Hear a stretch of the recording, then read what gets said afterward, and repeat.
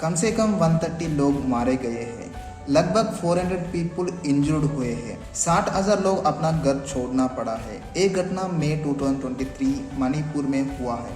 असल में इतना वायलेंस क्यों हो रही है मणिपुर में और ये वायलेंस के पीछे क्या कारण है, आइए जानने की कोशिश करते हैं इस छोटी सी वीडियो क्लिप में।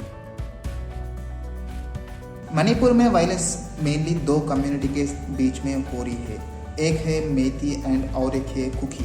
इंडिया टुडे की एक रिपोर्ट के अनुसार 2000 मेटीज होम्स जलाए गए हैं, 1425 कुकीज के homes and 17 temples and 221 churches को डिस्ट्रॉय किया गया है। इस वायलेंस को समझने के लिए हम फर्स्ट इन दोनों कम्युनिटीज के बारे में समझना है। जियोग्राफिकली मणिपुर एक पहाड़ इलाका है। इन सारे पहाड़ों के बीच में रहने वाली एरिया को इम्फाल वैली कहते हैं। पूरा मणिपुर की स्टेट में 90% डिस्ट्रिक्ट्स पहाड़ी इलाका में रहते हैं और रिमेनिंग 10% डिस्ट्रिक्ट इम्फाल वैली में रहते हैं, लेकिन ज्यादा पॉपुलेशन इम्फाल वैली में रहती है। मणिपुर की पूरा असेंबली में 60 सीट्स में से इम्फाल वैली को 40 सीट्स मिले हैं। पहाड़ के इलाके को सिर्फ 20 सीट्स मिले थे। इकोनॉमिकली देखें तो पहाड़ों में रहने वाले डिस्ट्रिक्ट्स गरीबी है, इनसे कंपेयर करें तो इम्फाल वैली में रहने वाले डिस्ट्रिक्ट्स अमीर है। इसलिए इम्फाल वैली में अच्छा रोड्स, हॉस्पिटलाइजेशन, एजुकेशन फैसिलिटीज मौजूद है। इम्फाल वैली में रहने वाले लोग मेतीस है, इसमें से ज्यादा लोग हिंदूस है। इधर पहाड़ के इलाका में रहने वाले लोग कुकीज एंड नागा ट्राइब्स है। ये लोग क्रिश्चियनिटी को फॉलो करते। इस वायलेंस के बारे में और भी अच्छी तरह जानने के लिए इतिहास को देखना पड़ता है। ईयर 1709 में इस मणिपुर का एरिया को कंगले पाक कहते हैं। यहाँ पर मेटाई लोग रहते थे। उनका एक राजा थे फमीबा।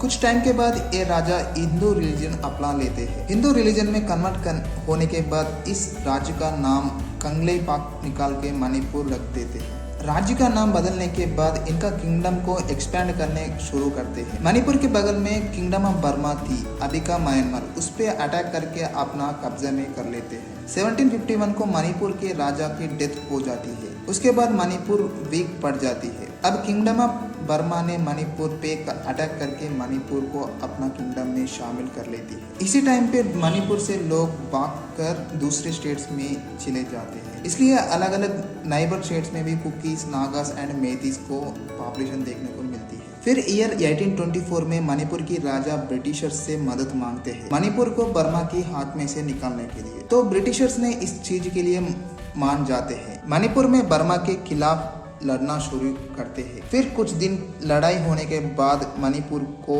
बर्मा से आज़ादी मिल जाती है, लेकिन ब्रिटिशर्स किसी काम को फ्री में नहीं करते हैं। मणिपुर में राजा को वैसा ही रहने देख के वहाँ की टैक्स एंड वेल्थ को लूटना शुरू करते हैं। ब्रिटिशर्स किसी देश पे डायरेक्टली रूल नहीं करते थे, वहाँ पर एक पपेट राजा को बिठा के उनके सहायता से रूल करते थे। मणिपुर में भी वही हुआ था। मणिपुर में पहाड़ की इलाका है ना, वहाँ पर ट्रेड करना उतना आसान नहीं था, इसलिए मणिपुर को ब्रिटिशर्स दो हिस्सों में बांट दिए हैं, पहाड़ इलाका और मैदान इम्फाल वैली में। और इम्फाल वैली पे ब्रिटिशर्स बहुत कंसंट्रेट करते थे। कुछ साल बीतने के बाद वर्ल्ड वॉर 2 आती है। उस समय ब्रिटिशर्स मणिपुर को छोड़ के जाते हैं। तब मणिपुर के राजा के ऊपर मणिपुर को डेमोक्रेटिक राज्य बनाने की दबाव बढ़ जाती है मणिपुर की लोगों से। 1947 में मणिपुर की राजा बोध चंद्रा सिंह ने जुलाई 27 को मणिपुर स्टेट को कॉन्स्टिट्यूशन एक्ट को इम्प्लीमेंट करके मणिपुर को डेमोक्रेटिक स्टेट में डिक्लेयर करते हैं। बाद में 1 महीने के बाद पूरा इंडिया को आज़ादी मिल जाती है। उस टाइम पे ये रूल है कि ब्रिटिशर्स डायरेक्ट किसी राज्य पर रूल करे तो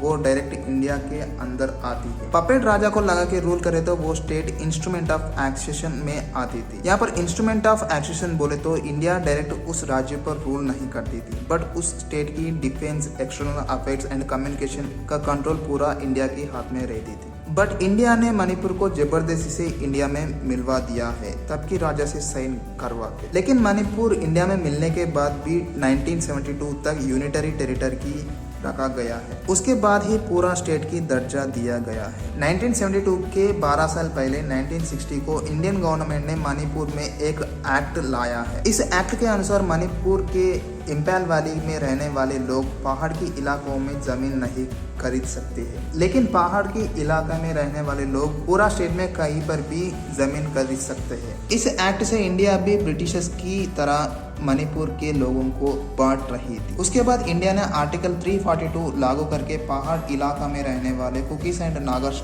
को एसटी एंड एससी दर्जा दिए थे। इंपैल वैली में रहने वाले मेटिस लोगों को बीसी एंड ओबीसी दर्जा दिए गए हैं। लेकिन राजा बोधचंद्र के अनुसार मेटी लोग भी एसटी के कैटेगरी में आते थे। इंडिया में मणिपुर मर्ज होने के बाद सारे ट्राइब्स अपने अपने आर्मी को बना लिए हैं।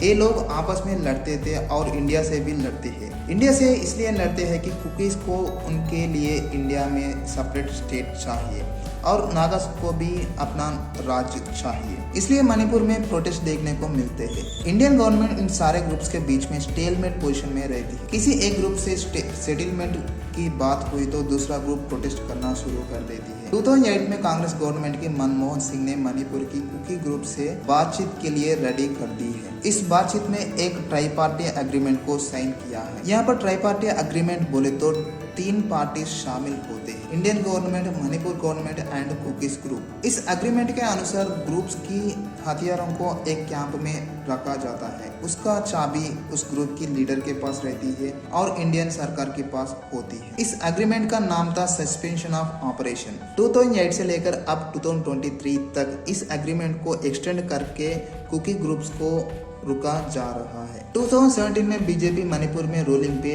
आती है। जो चीज कांग्रेस ने करी थी अब वो चीज बीजेपी ने भी की। हर साल इस एग्रीमेंट को एक्सटेंड करते हुए आ रहे हैं। 2022 में फिर से बीजेपी रूलिंग पे आने के बाद सीएम एन बीरेन सिंह ने पहाड़ के इलाकों में सर्वे करना शुरू किया। ये सर्वे इसलिए किया है कि वहाँ पर ड्रग्स के बिजनेस बढ़ जारी बोल के। इस सर्वे के अनुसार पहाड़ के इलाकों में एविक्शन राइट्स करना शुरू किए थे। इस एविक्शन में कई कुकीज के घरों को तोड़ देते हैं। इसलिए कुकीज लोग इस एविक्शन राइट्स के अगेंस्ट प्रोटेस्ट करना शुरू करते हैं। इस प्रोटेस्ट के अनुसार मार्च 2023 में कुकीज ग्रुप ने एक रैली निकाली थी। उसी समय सीएम ने भी एक रैली निकाला था। ये 2 रैलीज एक प्लेस में मिला है। तब उस प्लेस में भयंकर लड़ना शुरू हो गया है। इस घटना के बाद वहाँ पर कर्फ्यू लगाया गया है। इंटरनेट को भी बंद कर दिया गया है। मिठाई लोग एसटी के दर्जा के लिए रैलीज निकाल रहे हैं। कुकीज लोग इनके खिलाफ रैलीज निकाल रहे हैं। इन रैलीज और प्रोटेस्ट के बीच में वो नाकेड औरत की